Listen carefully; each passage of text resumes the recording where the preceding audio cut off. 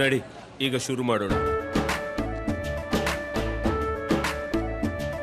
ಕೇಸರಿಯಿಂದ ಮನೋಲ್ಲಾಸ ಮನಸ್ಸು ಮತ್ತೇರಿ ಕುಣಿದಾಡಿದೆ ನೋಡು, ಮನಸ್ಸು ಮತ್ತೇರಿ ಕುಣಿದಾಡಿದೆ ನೋಡು.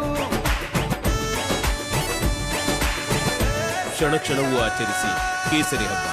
ವಿಮಲ್ ಬಾಯಲ್ಲಿ ಹೇಳಿ ಕೇಸರಿ. ಕ್ಷೇತ್ರದ ಮತದಾರರು ವೋಟರ್ಸ್ ಏನಿದ್ದಾರೆ ಬೇರೆ ಬೇರೆ ಕಾರಣಕ್ಕೆ ನಮ್ಮ ಕ್ಷೇತ್ರ ಬಿಟ್ಟು ಹೊರಗಡೆ ಇದ್ದಾರೆ. ಎಲ್ಲರೂ ಕೂಡ ಕ್ಷೇತ್ರಕ್ಕೆ ರಶ್ ಆಗ್ತಾ ಇದ್ದಾರೆ. ಬೇರೆ ಬೇರೆ ಟ್ರಾನ್ಸ್ಪೋರ್ಟ್ ಮುಖಾಂತರ, ರೈಲ್ವೆ ಮುಖಾಂತರ, ಬಸ್ ಮುಖಾಂತರ. ಇದು ಒಂದು ಒಳ್ಳೆಯ ಒಂದು ಸೂಚನೆ ಅಂತ ನಾನು ಅಂದ್ಕೊಂಡಿದ್ದೀನಿ.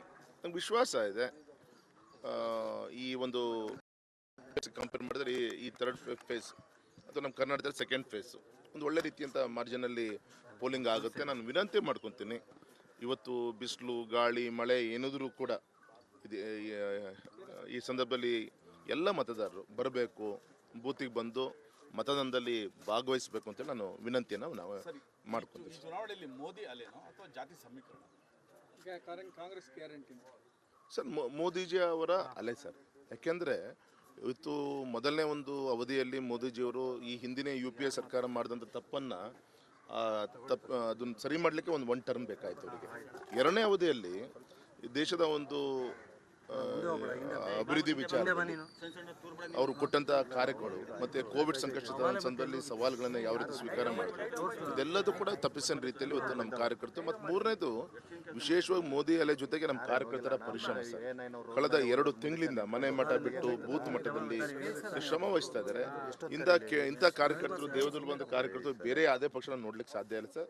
ಅದು ನಮ್ಮ ಪಕ್ಷದಲ್ಲಿದ್ದಾರೆ. ಅವರ ಹಾರೈಕೆಯಿಂದ ತುಂಬ ಒಳ್ಳೆ ಮಾರ್ಜಿನಲ್ಲಿ ಈ ಸತಿ ಮತದಾರರು ನಮ್ಮ ಪರವಾಗಿ ಆಶೀರ್ವಾದ ಮಾಡ್ತಾರೆ ಸರ್. ಗ್ಯಾರಂಟಿ ಏನಾದರೂ ಮತ ಕ್ರೋಢೀಕರಣ? ಸರ್, ಗ್ಯಾರಂಟಿ ಒಂದು ಈ ಕಾಂಗ್ರೆಸ್ನ ಗ್ಯಾರಂಟಿ ಚುನಾವಣಾ ಪೂರ್ವದಲ್ಲಿ, ವಿಧಾನಸಭಾ ಚುನಾವಣೆ ಪೂರ್ವದಲ್ಲಿ ಏನು ಹೇಳಿದ್ರು, ಚುನಾವಣೆ ನಂತರ ಜನ ಬೇಸತ್ತು ಹೋಗಿದ್ದಾರೆ ಸರ್. ಅವ್ರು ಹೇಳ್ದಂಗೆ ನಡ್ಕೊಂಡಿಲ್ಲ ಸರ್. ಎಲ್ಲ ಬೇರೆ ಬೇರೆ ರೀತಿಯಿಂದ ಫಿಲ್ಟ್ರು ಮಾಡಿ 100 ಕಾರಣಗಳನ್ನು ಕೊಟ್ಟು ಮತ್ತು ಈ ನಮ್ಮದೇ ಜೋಬಿಂದ ಕಿತ್ಕೊಂಡು ಇನ್ನೊಂದು ಕೈ ಕೊಡಂಗೆ ಏನು ಮಾಡಿದ್ದಾರೆ. ಜನ ಬೇಸತ್ತಿದ್ದಾರೆ, ಆಕ್ರೋಶಗೊಂಡಿದ್ದಾರೆ. ಆ ಆಕ್ರೋಶ ಈ ಚುನಾವಣೆಯಲ್ಲಿ ಭಾರತೀಯ ಜನತಾ ಪಕ್ಷಕ್ಕೆ ಮತ ಹಾಕುವ ಮುಖಾಂತರ ಅವ್ರ ಆಕ್ರೋಶವನ್ನು ತೋರಿಸ್ತಾರೆ ಅಂತ ನಂಗೆ ವಿಶ್ವಾಸ ಇದೆ ಸರ್. ಇಲ್ಲಿ ಫೈಟ್ ಬಿಟ್ವೀನ್ ಕಾಂಗ್ರೆಸ್ ಮತ್ತು BJP ಮಧ್ಯದಲ್ಲ ಸರ್.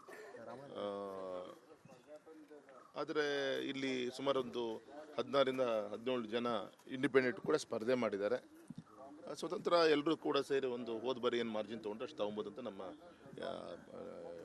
ಇದಿದೆ. ನೋಡೋಣಪ್ಪ, ಏನು ಗಂಭೀರ ತೊಗೊಂಡು. ನಮ್ಮ ಕ್ಷೇತ್ರದ ಮತದಾರರು ತುಂಬ ಬುದ್ಧಿವಂತರಿದ್ದಾರೆ. ಯಾವುದೇ ಕಾರಣಕ್ಕೂ ಕೂಡ ಆ ರೀತಿ ಮೋಸ ಹೋಗುವಂಥ ಪ್ರಶ್ನೆ ಇಲ್ಲ. ತಾವು ಹೇಳಿದ ಪ್ರಶ್ನೆ ಸರಿ ಇದೆ. ಯಾರು ಇಬ್ಬರು ಜಗಳದ 3 ಲಾಭ ಆಗದ ರೀತಿಯಲ್ಲಿ ದೇಶದ ಹಿತಾಸಕ್ತಿಯಿಂದ ಮೋದಿಜಿಯವರಿಗೆ ಕಮಲದ ಗುರುತಿಗೆ ರಾಘಣ್ಣಂಗೆ ಆಶೀರ್ವಾದ ಮಾಡ್ತಾರೆ ಅಂತ ನಂಗೆ ವಿಶ್ವಾಸ ಇದೆ. ಥ್ಯಾಂಕ್ಸ್.